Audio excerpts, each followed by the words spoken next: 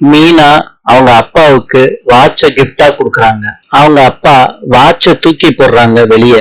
மீனா இன்னும் கொஞ்ச நேரம் நின்னுகிட்டு இருந்தேன்னா ரவி கொன்னுட்டாங்கிற பழி என் மேல வந்து விழுந்துரும். ஒழுங்கு மரியாதையா போயிருன்னு சொல்றாங்க மீனாவ.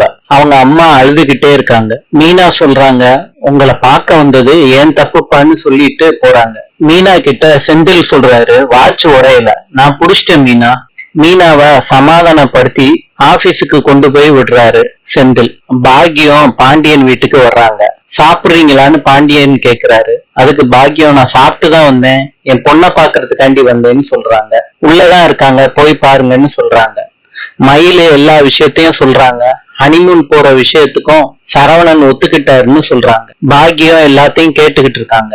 பாக்கியம் சொல்றாங்க பாண்டியன் கிட்ட, டிராவல்ஸ் நடத்திக்கிட்டு இருக்கான் என் அண்ணன் பையன், அவன் என்கிட்ட பேக்கேஜ் டிக்கெட் இருக்கு, மயிலையும் சரவணனையும் அனுப்பி வைக்கிறீங்களான்னு கேட்டான். நீங்க புக் பண்றதா இருந்தா அடுத்த வருஷத்துக்கு கூட அனுப்பி வைங்க.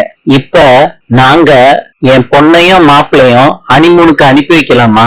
பணத்தை பத்தி எல்லாம் கவலைப்படாதீங்க சம்பந்தி. பாண்டியன் சொல்றாரு, சரிங்க சம்பந்தி, போயிட்டு வரட்டும். சம்பந்தி, நானே ஏற்பாடு பண்ணிடட்டுமா?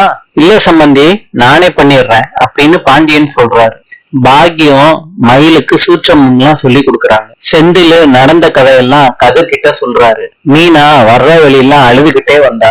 அப்ப நான் ஒண்ணு யோசிச்சேன், நானும் படிச்சிருக்கேன், நானும் கவர்மெண்ட் வேலைக்கு போனா அவங்க அப்பா என்ன மாப்பிள்ளைய ஏத்துப்பாங்கல்ல. அப்ப கதிர் கேக்குறாரு, என்னன்னு குடிச்சிருக்கியா?